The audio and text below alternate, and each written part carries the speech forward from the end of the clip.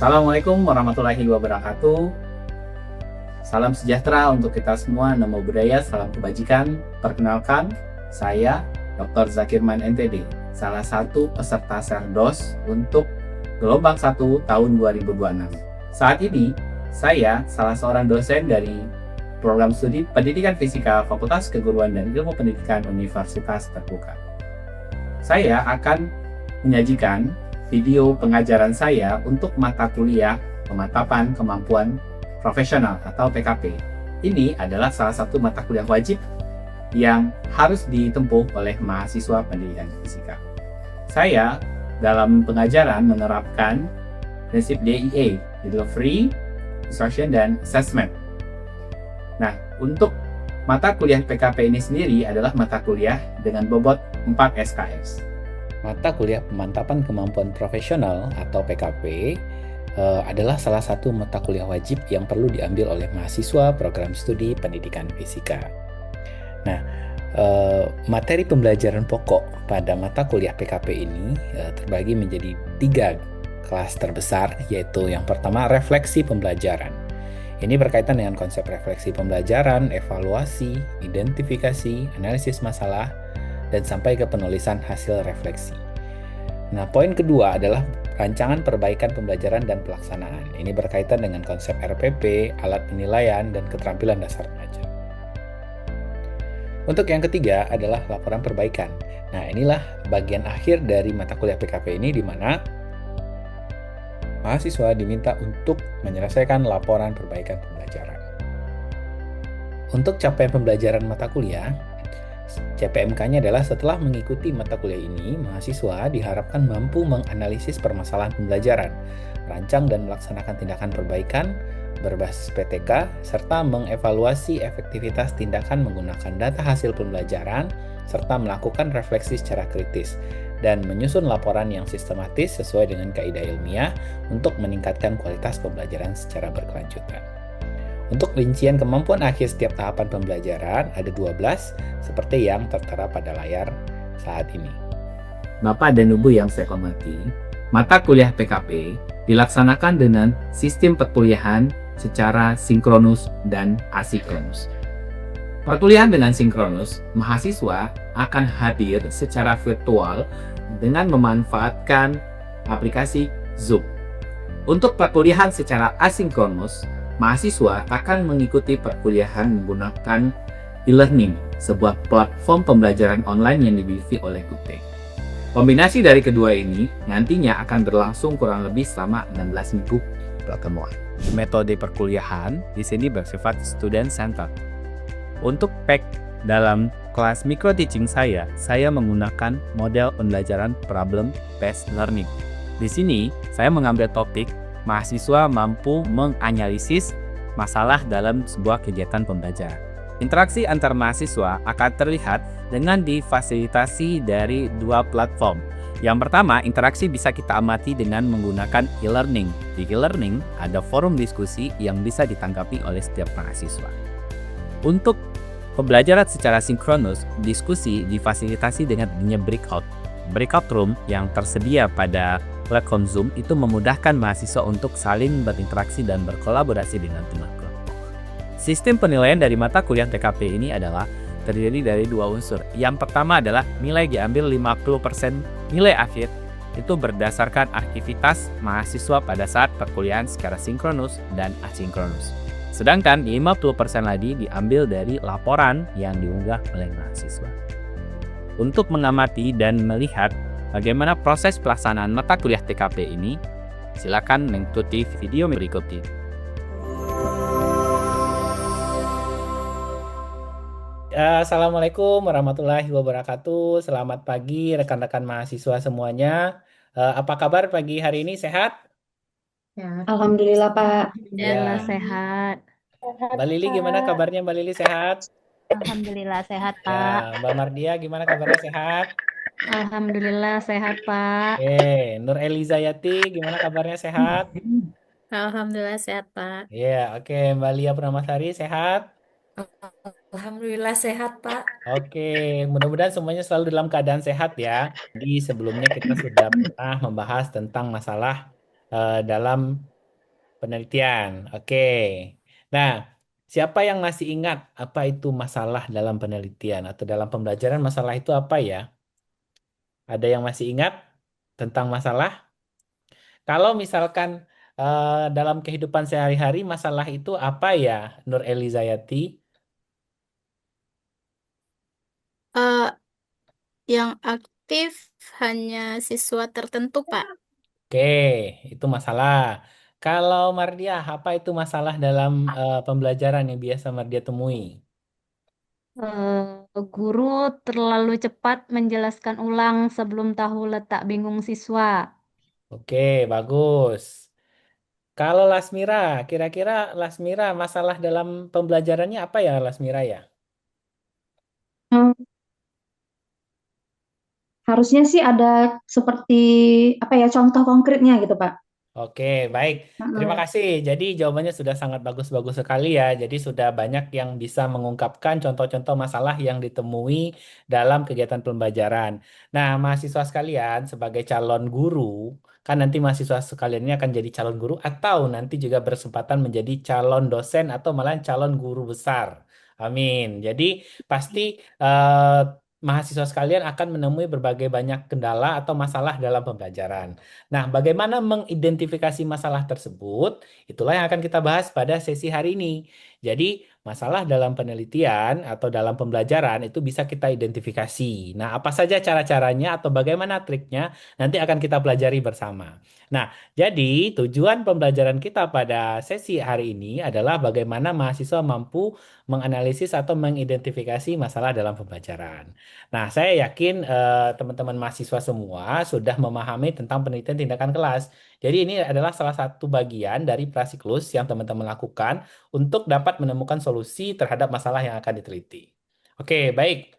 Mahasiswa sekalian, apakah sudah membaca atau menonton dan mengidentifikasi permasalahan-permasalahan yang saya share di link tentang video pembelajaran? Apakah sudah menonton semua? Minggu lalu saya sudah share. Sudah, Sudah, Pak. Pak. Iya, Lasmira sudah menonton filmnya ya, videonya ya. Sudah, Pak. Oke, baik. Nah, saya mungkin akan menjemput sedikit untuk menyamakan persepsi teman-teman mahasiswa terkait permasalahan dalam pembelajarannya itu dalam bentuk video itu ya. Jadi, kan saya yakin teman-teman sudah memahami dan menganalisis ya videonya. Ini saya menayangkan sedikit tentang review dari videonya. Jadi, ini menyamakan persepsi terkait kasus videonya. Nah, oke. Bentar.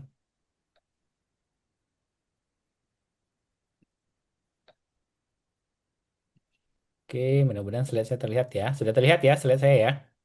Oke, eh, kondisinya adalah pembelajaran ini dilakukan secara sinkronus. Jadi ini kelasnya itu adalah kelas daring ya, dengan menggunakan Zoom. Itu gurunya bernama Ibu Dita. Dalam kondisi awal pembelajaran, ditemukan bahwasanya pada topik besaran satuan, Bu Dita itu menampilkan gambar alat ukur, kemudian meminta siswa menyebutkan besaran pokok, besaran turunan, serta satuannya. Tapi ternyata saat Bu Dita itu melakukan mengajukan ya beberapa pertanyaan, ada siswa yang mengalami beberapa kendala atau kesalahan. Contoh, ada yang siswa bernama Adi menyampaikan luas itu adalah besaran pokok. Kemudian ada juga siswa bernama Dini menyampaikan kilogram adalah satuan panjang. Nah, ada juga Tari menyampaikan neraca itu besaran massa. Kita tahu bahwasanya konsep-konsep yang disampaikan oleh siswa itu adalah salah. Nah, dinamika inilah yang kita amati dari video. Ada dominasi beberapa siswa yang cepat menjawab, tapi siswa lainnya itu cenderung mengikuti jawaban teman di chat. Kita kan sering tuh kalau nanti teman-teman mengajar secara daring, yang menjawab itu banyak yang mengaminkan saja atau mengikuti jawaban sebelumnya. Itu adalah adanya indikasi bahwasanya siswa itu mengalami kendala. Jadi dia hanya mengikuti jawaban temannya, dia tidak punya jawaban sendiri. Tugas kita adalah bagaimana menganalisis ini, kita harus menggali dulu itu masalahnya apa sih, dan kita nanti bisa mengetahui solusi-solusi apa yang tepat untuk kita gunakan dalam memecahkan kasus permasalahan Dita itu. Saya yakin teman-teman mahasiswa semua sudah membaca ya atau menganalisis tentang video pembelajaran yang sudah saya bagikan. Oke, Sekarang saya mau mengajukan pertanyaan singkat kepada, oke, kira-kira eh, apa sih masalah utama yang menurut teman-teman bisa tangkap dari dari kasus pembelajaran? Silakan, Nur Eli. Apa permasalahan yang Nur Eli tangkap dari kasus video yang sudah saya berikan? Eh, Mungkin gurunya belum terlalu menggali terlalu dalam terkait pemahaman siswanya, Pak. Oke, bagus. Jadi dari sisi guru ya, kesalahannya bukan dari siswa. Jadi guru mungkin belum menggali terlalu dalam. Oke, Lasmira, bisa mendengar suara saya, Lasmira? Ya, Ya, bisa, menurut Pak. Lasmira, kira-kira permasalahan akar dari permasalahan yang muncul itu penyebabnya apa sih, Lasmira? Mungkin sepertinya adanya besaran-besaran tersebut yang dijelaskan sama guru, tapi belum terlihat di contoh nyata dalam kehidupan mereka gitu, nah, Pak. Oke, bagus sekali. Kita kasih applause dong untuk teman-teman kita yang sudah memberikan jawaban. Kasih dong emot tepuk tangannya nih biar meriah nih kelas kita nih. Ayo coba. Nah, tuh dari Nur Amalia. Oke, siap. Ini makin menyemangati teman-teman nih. Untung saya nggak tepuk semangat nih. Tepuk semangat nih kayak SD jadinya nih. Oke, baik. Eh, Jawaban yang sangat bagus ya dan bervariasi menurut saya dari analisis teman-teman mahasiswa itu menandakan bahwasanya critical thinking dan creative thinking teman-teman itu sangat bagus. Jadi artinya tidak mengcopy paste apa jawaban teman dan punya pandangan sendiri.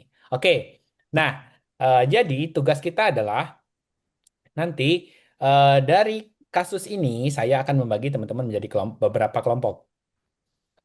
Nah, kita penting ya kita mengidentifikasi mana yang menjadi gejala, mana yang akar masalah, dan mana kondisi yang akan memperparah. Oke, teman-teman, kita akan segera segera membagi kelompok.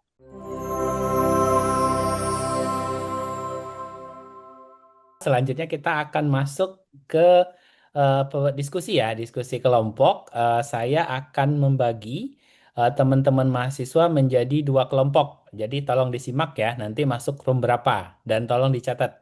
Oke, Nur Elizayati itu masuk room satu ya, Nur Elizayati. Nanti kalau sudah saya persilakan masuk baru berpindah ya, jangan sekarang. Nur Elizayati masuk ke room satu, kemudian Lasmira. Lasmira itu room satu, Nur Amaliah itu room satu. Oke, saya ulang ya. Nur Elizayati itu masuk room satu, kelompok satu, Lasmira kelompok satu, Nur Amaliah kelompok satu. Oke, untuk Lili itu kelompok dua, Mardia itu kelompok dua, Lia Purnamasari itu kelompok dua, dan Cici itu kelompok dua. Oke, sebelum kita memasuki room, teman-teman perlu memperhatikan beberapa hal ya dari apa yang perlu didiskusikan. Jadi, teman-teman di dalam kelompok nanti mengidentifikasi gejala masalah yang tadi dihadapi, ya. Apa gejala masalah yang tadi dalam kasus Dita yang sudah teman-teman tonton videonya dan saya narasikan sedikit tadi sekilas dalam bentuk satu slide. Teman-teman itu nanti mencatat apa gejala masalahnya, kemudian menentukan apa sih kemungkinan penyebabnya, dan pilih satu masalah yang paling teman-teman anggap itu paling urgent atau paling mendesak, dan siapkan apa alasannya mengapa memilih itu menjadi masalah yang mendesak. Nah, perannya itu nanti akan ada yang menjadi moderator, akan ada yang menjadi notulen, kemudian ada jawab penyampai hasil, dan ada yang penanya. Nah, tapi teman-teman semua tidak tertutup peran seperti itu, diskusinya bisa tetap hidup dengan mungkin mengemukakan beberapa pendapat yang menurut teman-teman itu sesuai dengan teori-teori yang ada. Jadi, intinya saya di sini tidak meminta daftar kesalahan siswa ya, tapi saya membutuhkan mengapa analisis kondisi itu terjadi dalam pembelajaran. Jadi, saya berharap teman-teman semua bisa menggali apa saja masalahnya, gejalanya seperti apa, kemudian penyebabnya apa, dan apa sih masalah yang paling urgent sehingga itu perlu dicarikan solusi. Jadi, di sesi ini kita stop untuk mengidentifikasi dan mendapatkan masalah paling utama atau urgent. Karena untuk mencari solusi di pertemuan minggu depan akan kita bahas, ya. Jadi jangan terlalu jauh dulu. Kita fokus menemukan gejala, menentukan penyebab, dan apa masalah yang paling mendesak. Oke, paham ya? Oke, baik teman-teman semua silahkan nama yang sesuai tadi bergabung ke dalam roomnya masing-masing?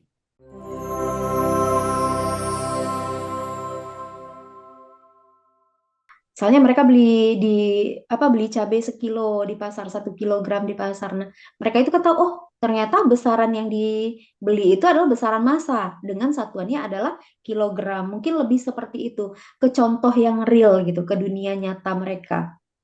Itu menurut pendapat saya. Oke, bagus. Analisis dari Lasmira keren sekali. Kelompok 2, menurut saya mungkin kondisi kelas itu sebenarnya aktif tetapi tidak merata, sehingga yang cepat menjawab terlihat mendominasi, sementara yang bingung tidak terdengar. Seperti itu, Hmm, Pak. oke, oke, bagus, bagus. Analisanya sudah mendalam sekali ya. Kalau dari Cici, gimana? Menurut Cici permasalahannya apa ya dari kasus ini? Yang paling mendesak mungkin kurangnya pertanyaan penuntun serta contoh pembanding yang real yang bisa membantu siswa itu untuk mengkelompokkan konsepnya. Oke, bagus. Kalau dari Lia Purnamasari, menurut Lia permasalahannya apa? Baik, Pak. Jadi permasalahan sebenarnya itu ketika siswa menjawab luas sebagai besaran pokok atau kilogram sebagai satuan panjang, itu menjadi tanda miskonsepsi dasarnya. Jadi seharusnya guru itu mengejar alasan di balik jawaban tersebut. Oke, bagus. Jadi lebih kita menggali ya, kenapa sih sebenarnya dia memilih itu dan kita lebih mengenal lebih jauh lagi nih gejala-gejalanya apa.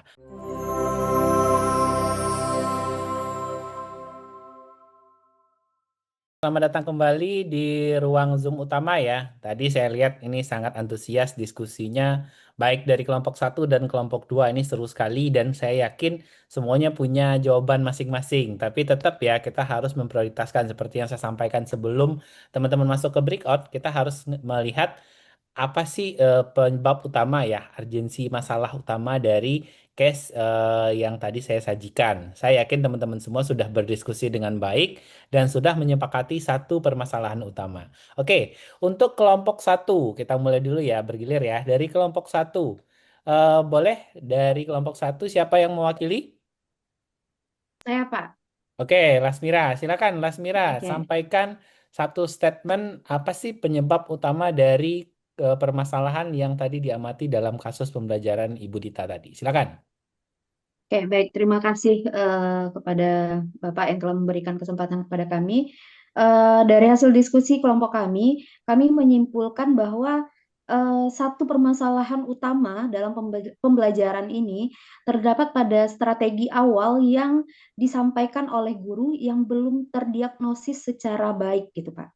Nah, jadi siswa masih mencampur adukan bagian besaran pokok, besaran turunan.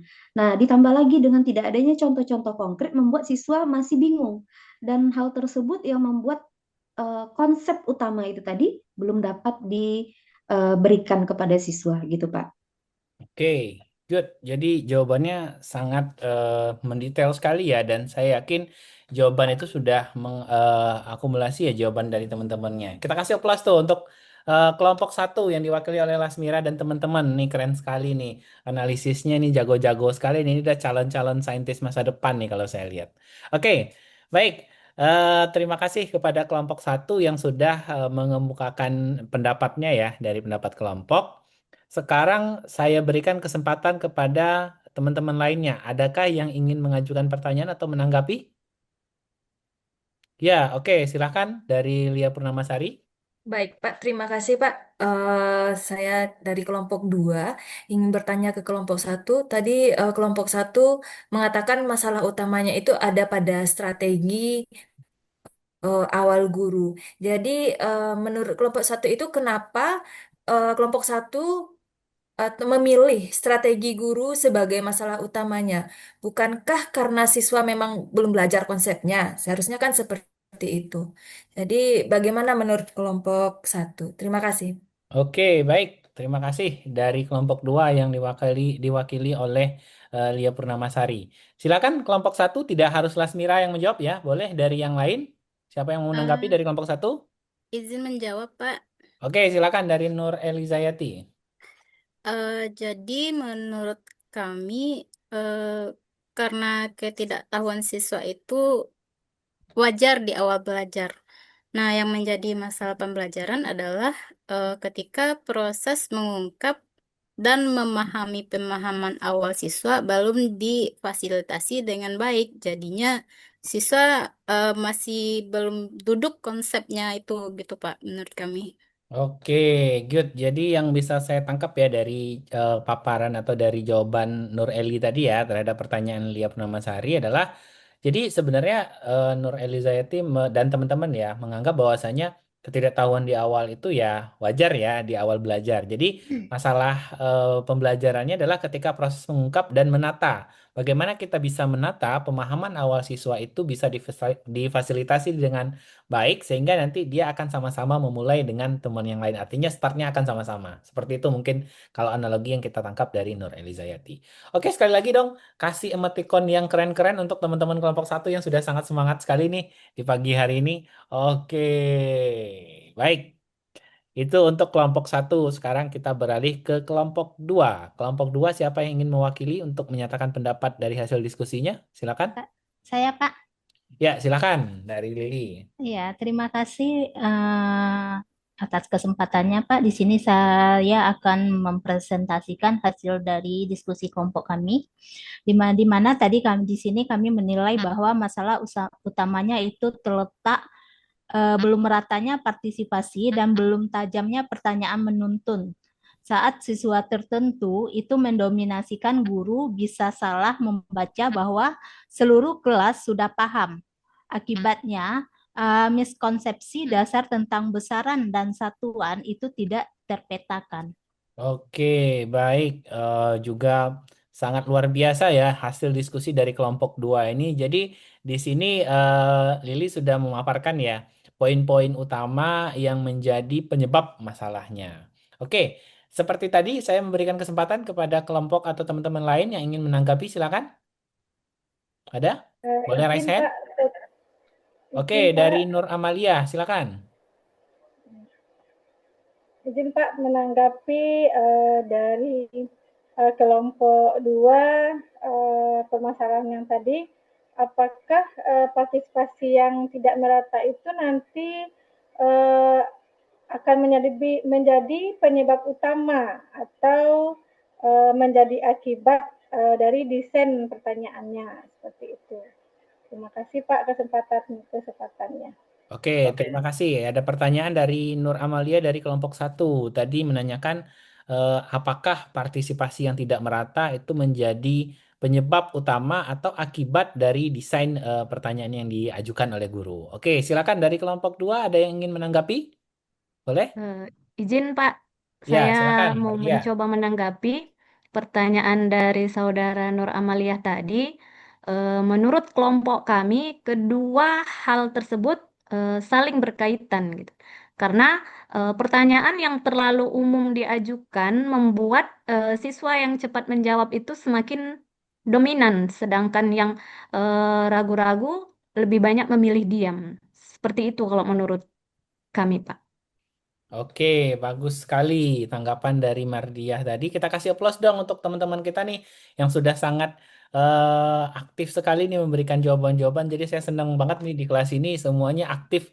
Tidak ada yang hanya menolong dengan doa sepertinya. Jadi semuanya itu memang aktif sekali memberikan jawaban-jawaban dan saya yakin nih di rumah pasti sudah membaca modul dengan baik nih. Jadi eh, ada beberapa hal yang saya bisa simpulkan ya dari jawaban teman-teman ini. Jadi, jika dari dua statement teman-teman kelompok satu dan kelompok dua itu digabungkan, jadi kita bisa melihat tidak hanya masalah itu muncul dari siswa ya, ini lebih menilai kepada sisi gurunya. Guru tidak melakukan diagnostik awal, kemudian guru tidak mengajukan pertanyaan-pertanyaan penggiring ya, sehingga nanti dia bisa tahu bagaimana kondisi awal dari siswa tersebut. Nah, teman-teman sekalian, menurut saya hasil diskusi ini sudah sangat baik sekali. Saya sangat mengapresiasi diskusi yang sangat hidup dari kelas ini. Saya berharap di pertemuan-pertemuan berikutnya diskusi ini akan semakin lebih bagus lagi.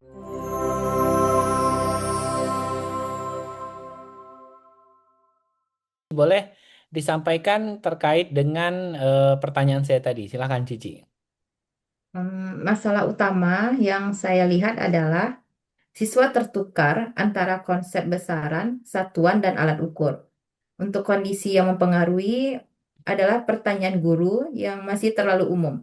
Prioritas perbaikannya adalah menyiapkan contoh dan pertanyaan diagnostik yang lebih spesifik. Oke, kelompok 2 kasih emoticon yang paling bagus juga dong untuk Cici. Ya, oke. Ya, terima kasih. Jadi dari Lasmira dan Cici tadi kita bisa menyimpulkan masalah utama kalau menurut Lasmira itu adalah guru belum menggali ya, menggali pemahaman awal siswa. Dan kalau Cici menyampaikan masalah utamanya adalah siswa tertukar antara konsep besaran, satuan, dan alat ukur. Ya, dua-duanya adalah benar ya. Jadi guru juga belum menggali terlalu jauh ya apa pemahaman awal siswa sehingga dia melihat hanya ada beberapa yang mendominasi di dalam Zoom. Nah, hari ini bisa saya sampaikan bahwasanya rekan-rekan mahasiswa semua sudah mencapai tujuan pembelajaran. Kenapa? Karena sudah mampu membedakan gejala, kondisi, akar permasalahan, dan bagaimana menyampaikan analisis itu dengan bagus sekali. Jadi nanti teman-teman jika menemukan kondisi-kondisi permasalahan pembelajaran, saya berharap tidak lupa dengan konsep itu ya, kenali gejalanya, kemudian bagaimana kondisinya dan apa akar permasalahannya. Kalau kita menemukan permasalahan yang tepat, kita juga akan bisa menentukan solusi yang tepat. Oke, baik. Teman-teman semua, kita akhiri sebelum kita akhiri pertemuan pada hari ini, saya akan mengajukan sedikit kuis ya. Ini nanti dua orang tercepat akan mendapatkan nilai keaktifan plus ya dari saya. Teman-teman semua bersiap ya. Saya akan membagikan link link gamesnya lewat chat.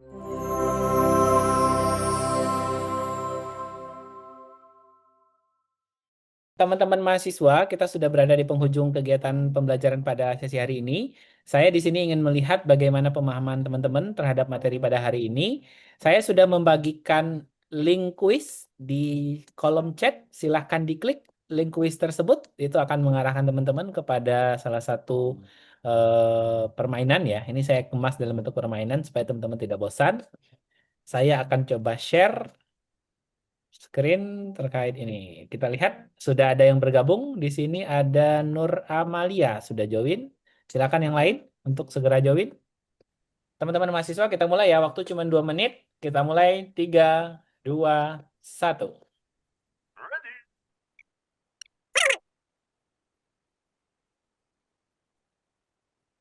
Ternyata pemenangnya kita lihat siapakah yang menjadi juara utama. Oke, selamat kepada Nur Amalia yang mendapatkan skor paling tinggi disusul oleh Mardia dan diikuti oleh Nur Elizayati. Oke, kita kasih aplaus dong untuk pemenang-pemenang kita pada pagi hari ini. Oke, baik.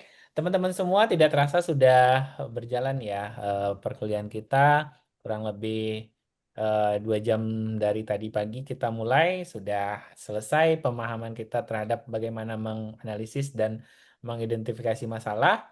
Selamat kepada yang menang tadi, mendapatkan nilai plus dari saya. Mudah-mudahan nanti nilainya menjadi lebih bagus lagi. Dan teman-teman yang belum berhasil tadi, silakan di di improve lagi dan mudah-mudahan di kuis minggu depan bisa mendapatkan hasil yang maksimal. Amin. Oke, baik. Teman-teman semua, kita akhiri pertemuan kita pada pagi hari ini. Terima kasih sudah join di kelas ini. Tetap semangat, calon-calon guru masa depan. Saya berharap teman-teman tidak hanya berhenti belajar saat sesi ini berlangsung. Setelah ini makin banyak improve-improve atau pembelajaran-pembelajaran lainnya yang bisa teman-teman lakukan. Baik itu di kelas masing-masing ataupun nantinya teman-teman bisa menulis apa saja penelitian-penelitian yang relevan dengan ini. Oke, minggu depan kita akan bahas bagaimana menentukan solusi dari permasalahan yang sudah kita dapatkan. Terima kasih, tetap semangat. Akhir kata, Assalamualaikum warahmatullahi wabarakatuh.